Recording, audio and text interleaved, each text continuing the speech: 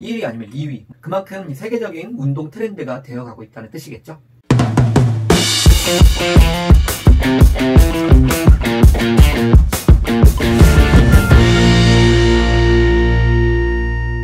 안녕하세요.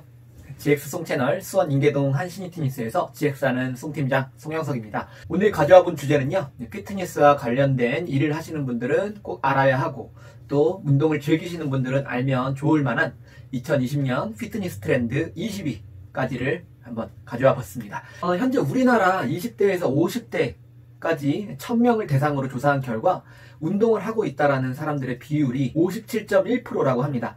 그만큼 많은 사람들이 운동을 하고 있고, 집 근처에서 피트니스를 쉽게 찾아볼 수 있을 만큼 운동이 굉장히 대중화됐다고 할 수가 있죠.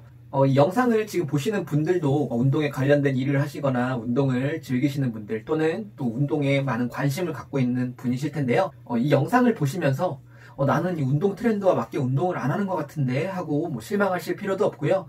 이 트렌드는 좀 재미로 보시면서 세계적인 운동 트렌드가 이렇게 흘러가고 있구나, 이런 것들이 발전을 하겠구나, 이런 것들을 참고하시면 좋을 것 같습니다. 이제부터 제가 알려드릴 이 2020년 피트니스 트렌드는요, ACSM이라고 하는 곳, 미국 대학 스포츠 의학회입니다. 풀네임은 아메리칸 콜리지 오브 스포츠 메디신. 이 기관에서 매해 연말에 이 협회에 등록되어 있는 세계 1800명의 전문가들한테 이메일을 보내서 설문조사를 한다고 합니다. 이 피트니스 트렌드를 설문조사를 하는데요, 그의 결과로 나온 이 트렌드고요. 1위부터 20위까지 나열이 되어 있습니다. 자, 그럼 본론으로 들어가 볼게요. 먼저 20위부터 소개를 드릴게요. 자, 20위는요, Children and Exercise. 아이들의 그 운동을 얘기하는 거죠. 요즘에는 성인뿐만이 아니라 이 소아비만을 예방하기 위해서, 또는 그 아이들의 성장을 위해서 운동을 하는 것이 굉장히 또 중요하게 부각이 되고 있습니다. 자, 다음으로 19위로 올라가면 Outcome Measurement. 결과를 측정하는 것을 얘기합니다. 사이클이나 러닝머신, 이런 기기에서 자신이 얼마만큼의 운동을 했는지 측정을 하거나, 아니면 정해진 시간 동안 자신이 얼마만큼의 퍼포먼스를 해서 나의 지금 신체 나이는 어느 정도인지, 나의 건강 정도는 어느 정도인지, 인바디를 측정하는 것도 예를 들 수가 있겠네요. 18위는요, Worksite Health Promotion and Workplace Wellbeing Programs. 우리말로 하면 이 직장 안에서 건강을 증진하기 위한 그런 프로그램들, 그런 활동들을 얘기할 수가 있어요. 직장 안에서 쉬는 시간이나 점심시간을 확장해서 요가 프로그램을 듣게 한다던가, 그 사내에서 댄스 프로그램을 오전에 진행을 한다던가, 이런 것들도 포함이 될 수 있고요.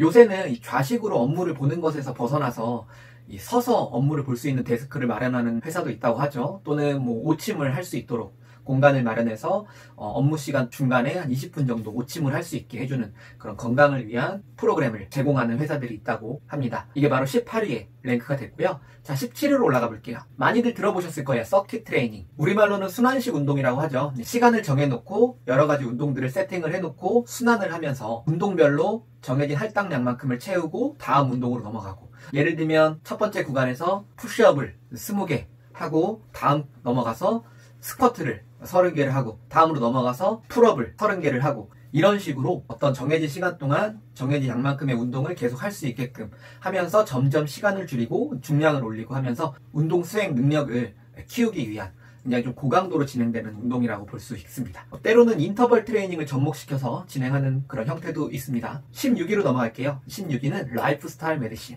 일상생활의 모든 활동을 의학적으로 개선시키는 것을 얘기해요. 운동뿐만이 아니라 식습관, 취침 습관, 그런 것들을 전반적으로 바꾸는 그런 것들을 뜻합니다.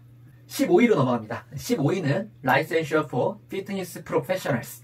운동 전문가가 되기 위한 그런 자격 취득 활동, 이런 것들을 얘기할 수가 있겠죠. 최근에는 이 트레이너 선생님들, 그리고 GX 선생님들이 많아지면서 전문적인 지식을 요하는 센터나 회원님들이 늘어나고 있죠. 그것을 또 증명하기 위해서는 이 라이센스가 필요한 상황이고요. 그래서 이런 라이센스를 취득하기 위한 활동 15위에 랭킹이 되어 있습니다. 자, 14위로 올라가 볼게요. 14위는요, 요가입니다. 요가를 모르시는 분은 없죠. 요가는요, 최근에 몇 년 동안 이 트렌드 20위 안에서 상위에 랭크되지는 않지만 그래도 20위권 안에는 계속 머물러 있는, 계속해서 대중들한테 사랑을 받는 그런 피트니스 트렌드로 이어가고 있습니다. 13위는요, 아웃도어 액티비티스, 야외 활동이에요. 이제는 이 실내에서 운동하는 걸 벗어나서 이 야외에서 운동하는 것들도 굉장히 선호를 하고 있죠. 주말에만 봐도 연인이나 가족, 친구들과 함께 사이클을 탄다던가, 조깅을 한다던가, 이런 분들도 한강 둔치나 이런 곳에서 많이 볼 수가 있고요. 그리고 하이킹을 취미로 하는 그런 분들도 흔히 볼 수가 있죠. 그런 야외 활동들이 13위에 랭크되어 있습니다. 12위로 올라가면요, 펑셔널 피트니스 트레이닝이라고 써 있습니다. 펑셔널 트레이닝 짧게 이렇게 얘기도 하는데요, 기능성 트레이닝을 얘기해요. 기능성 훈련. 이게 뭐냐면 그냥 근육을 키우는, 살을 빼는 그런 단순한 목적을 가지고 하는 운동이 아니라 일상생활이나 자기가 하는 어떤 활동에 대한 그런 기능적인 부분을 개선하기 위한 트레이닝이라고 보면 돼요. 예를 들면은 일상생활에서 가사 업무를 하고 그리고 출근을 하고 이런 일상들이 너무 버겁게 느껴지실 때 그런 것들을 개선하기 위한 운동이 그분에게는 펑셔널 트레이닝이 될 수도 있고요. 또 다른 예로 운동선수가 자신의 운동 성적을 높이기 위해서 하는 트레이닝이 또 그 사람에게는 펑셔널 피트니스 트레이닝이 될 수 있는 거죠. 그렇게 이해하시면 될 것 같고요. 11위로 넘어갈게요. Exercise for Weight Loss, 체중 감량을 위한 운동이에요. 이 영상을 보시는 많은 분들, 이렇게 목적을 가지고 운동을 안 해보신 분들 없을 것 같아요. 체중 감량을 위한 운동. 많이들 이렇게 운동을 하시죠. 11위에요. 아주 대중적입니다. 이제는 11위로 올라온 만큼 과연 10위권 안에는 뭐가 있을지 좀 기대가 되시죠? 예상하시는 분들도 계실 것 같고요. 자, 그럼 10위로 넘어갈게요. 10위는요, Employing Certified Fitness Professionals, 자격이 부여된 피트니스 전문가를 고용한다는 뜻입니다. 좀 전에 15위에서 말씀드린 것처럼 전문적인 지식을 가진 피트니스 전문가가 각광을 받는 시대죠. 라이센스가 있어야 하고 서티파이드, 인증이 돼 있는 그런 분들이 고용이 되는 것을 뜻해요. 아까 말씀드린 거랑 같은 맥락인 것 같은데 그런 전문가들을 요하는 회원님들이나 센터가 많아짐에 따라서 고용을 위해서 전문적인 지식을 공부하시고 자격을 취득하시는 분들도 이제 많이 계시죠. 9위로 올라갑니다. 9위는 헬스 웰니스 코칭. 건강을 위해서, 잘 먹고 잘 살기 위해서 전문가에게 1대1 또는 소그룹으로 목표를 부여받고 티칭을 받고 또 그에 대해서 피드백을 받고 계속해서 목표를 설계를 받고 그런 식으로 건강을 위한 코칭을 받는 그런 시대가 왔다라는 걸 의미합니다. 자, 이제 8위입니다. 8위는요, 피트니스 프로그램 for old adults. 노년층을 위한 피트니스 프로그램. 요게 이제 8위입니다. 최근 웰니스 트렌드라고 하는 조사기관에서 발표한 것에 따르면요, 50대의 운동 비율이 67.2%, 20대의 운동하는 비율이 53.6%, 결과적으로 50대 운동하는 비율이 20대보다 높게 났다고 해요. 그만큼 최근 50대 그리고 60대도 그렇게 볼 수가 있는데요. 시간적으로나 경제적으로 여유가 생기면서 자식들이 모두 성장하고 자신의 건강을 위해서 조금 더 시간을 소비하는 그런 분들이 많아지셨죠. 요즘 시대의 50대를 올드 어덜트, 노년층으로 보기엔 좀 어렵죠.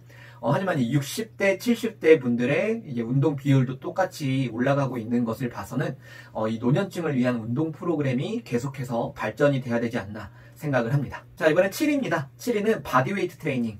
말 그대로 자기 몸의 무게를 이용해서 하는 운동을 뜻해요. 필라테스 동작이나 맨몸으로 하는 스쿼트, 런지 이런 것들을 생각하시면 될 것 같고요. 지금 방금 말씀드렸던 그런 노년층들이나 아까 20위에 말씀드린 유년층이 운동하기에는 안전하고 거부감이 덜하기 때문에 접근하기가 굉장히 쉽죠.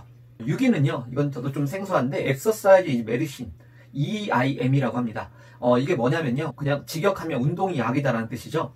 병원에 환자가 찾아왔을 때 이 담당 의사가 이 환자의 움직임을 평가를 해서 그 몸 상태에 맞는 그런 치료법을 제공해주는 그런 것들을 뜻한다고 합니다.